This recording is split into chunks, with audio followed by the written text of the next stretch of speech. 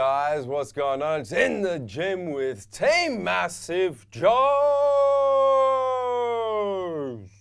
Training some arms, baby. With my brother and I and Big Neve at the famous Ironworks Fitness Facility in Birmingham, United Kingdom. Big Neve.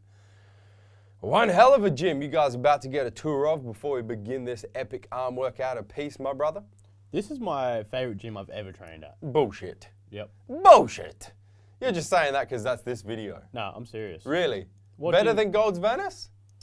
On par with Gold's Venice. Yeah, I was going to say. Gold's Venice is just a league of its own. Gold's Venice is but next the thing level. is, though, you don't see too many gyms. Yeah. I mean, if you put Gold's Gym, Yeah. like just compare this to like the first room of Gold's Gym. Yeah. This shit's all over that. It's a very unique gym. You guys are getting a tour right now, so you can see exactly what we're talking about. But it is very, very unique in its layout, in the colors, in the equipment. There's that much equipment. And not just the extensive range, like a phenomenal range of equipment, but some very unique pieces as well that you're going to see us use throughout this workout, and you're seeing as we tour around the gym right now, big dog. Yeah, there's a heap of equipment that I'd never used, you've never used. Yeah. I'd never even seen in a gym before. Yeah.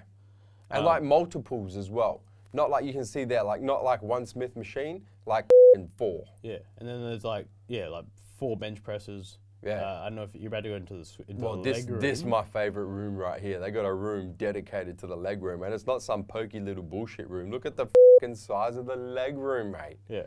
That is phenomenal. It's crazy. And look at some of the pieces, man. Pendulum squats, isolateral leg extensions. I'm lost for words. If you lost. Also no words. If you want cannot to, even. You can go back and check out Team J in the UK episode 1 where we train shoulders here. Yeah. And you'll see as well as obviously seeing this arm workout. Yeah. You'll see our shoulder workout. Look at the number of leg presses. Yeah. Where you'll see like the different number of leg shoulder extensions. machines I had. It is phenomenal. Yeah.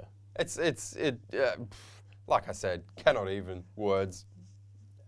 Don't bother. Adelaide in particular is missing out. Yeah, it's phenomenal. Anyway, started this workout off, Big Nevos, training arms, of course. Yeah. So we're splitting them up. We're starting with biceps, then moving into triceps. Using Team MassiveJoes extended hypertrophy throughout this workout. Yep. So you guys know we're hitting 5 working sets for each exercise. First set, 15 plus reps. Second set, increase the weight, go for 12.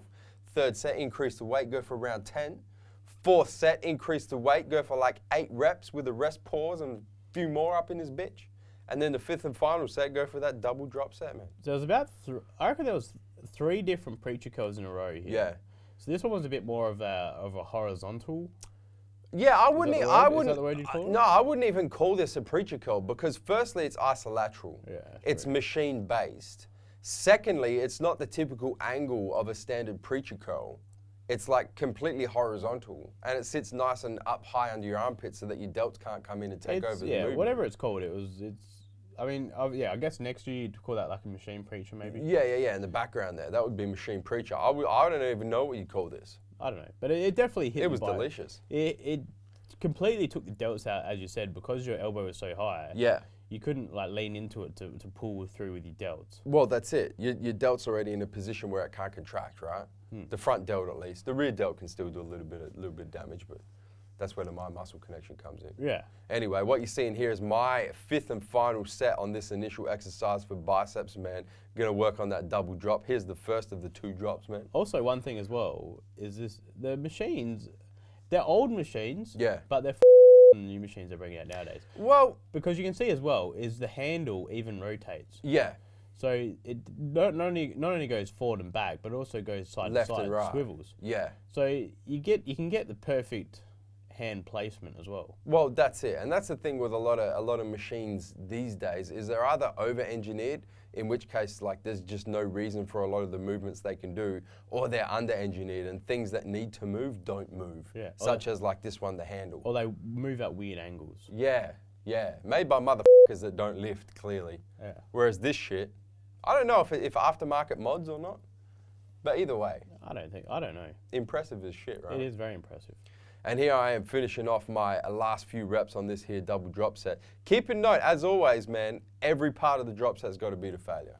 And you can use... Got to be to failure. You can use a little bit of a spot here as you're doing. Yeah, Obviously, don't go stupid with it. Well, whenever you do anything Isil for arms, you can use your arm that's not being worked as a little bit of a self spot. Yeah. Now, usually you would be spotting, but you were filming. Yeah.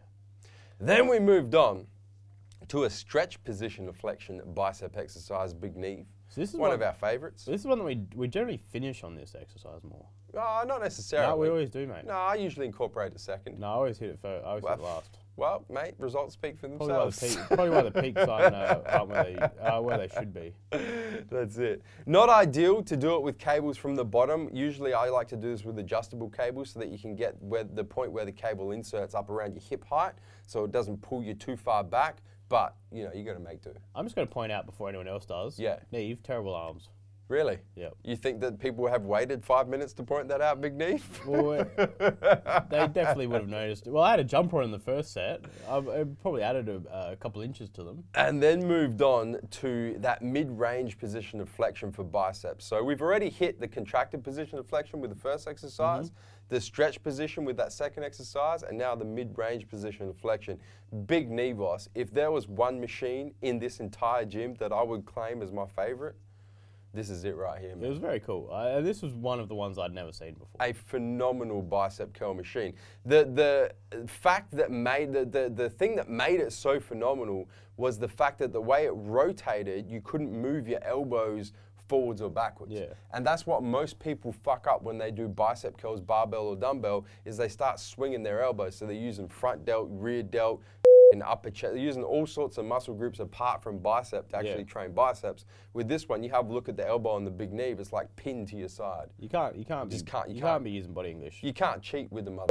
Because if you start swinging it and moving your elbow around, you pretty much can't lift it. You can't lift it. Because it throws off how it works. It's a beautiful thing. It's almost like forcing you to contract it with perfect form.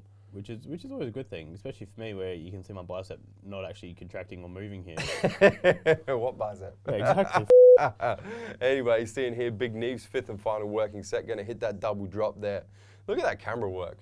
I got to say. Camera work. One-handed camera work. Camera work and unloading. An oath. Yeah. Two at the same damn time. Yeah. That's how I roll. Why didn't I take the t-shirt off, at least get the delts out? I don't know. I need to show something Well, more. you wouldn't see them contracting in this because of this machine. We just went through that. I could have done a few side raises to get a bit of a pump before. Yeah, possibly.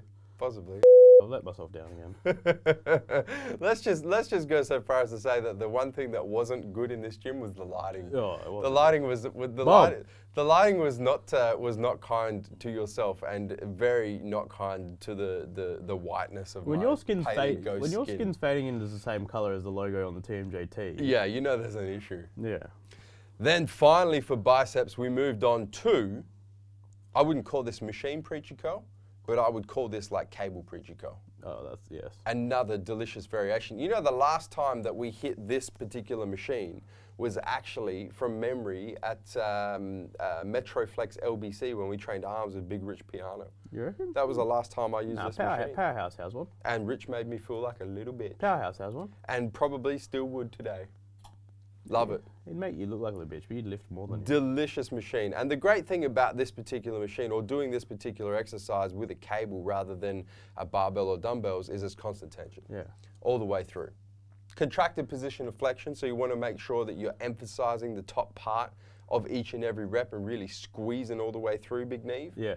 But the constant tension definitely As JB pointed out superior. to me when we had a quick look at this beforehand, though. Yeah. Is I probably shouldn't be going all the way through because of my biomechanics. Well, yeah, you check it. Because Your elbows come off. My elbows come off. Yeah.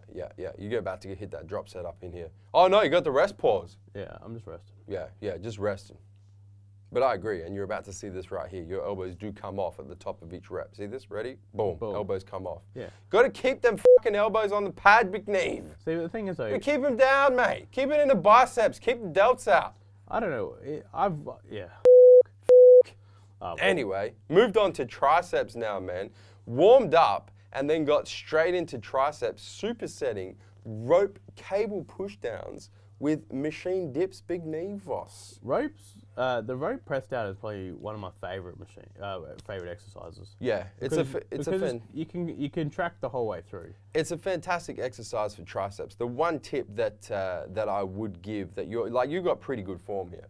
Elbow stays in the position, keeping the tension in the triceps, keeping it moving, constant tension, nice. The one tip that I would give is don't grip the rope down at the balls. Yeah. Grip it like halfway through the rope. I call it the knob. Well, whatever you want to call it. Yeah. Don't grab the knob. Yeah. which generally comes second nature to myself. And how's the simplicity on this this machine Well, dip? It's an isolateral. It's an isolateral dip. Yeah, well, check it. You can see the back. There's nothing connected in it. So the left and the right work independently of each other. And the way that the way that it moves as well is, it does. I mean, it probably doesn't look like it from this angle, but you're pretty much pressing the weights backwards still. Yeah. So it is engaging your tricep still. Yeah. Whereas a lot of the dips that we've used at home here, Yeah. because of the way that they work, you end up using a lot of chest. Man. A lot of chest. Too much chest.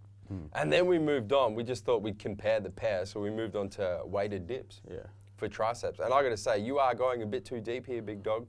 Bringing in too much chest at the bottom. Look at that. Look at that.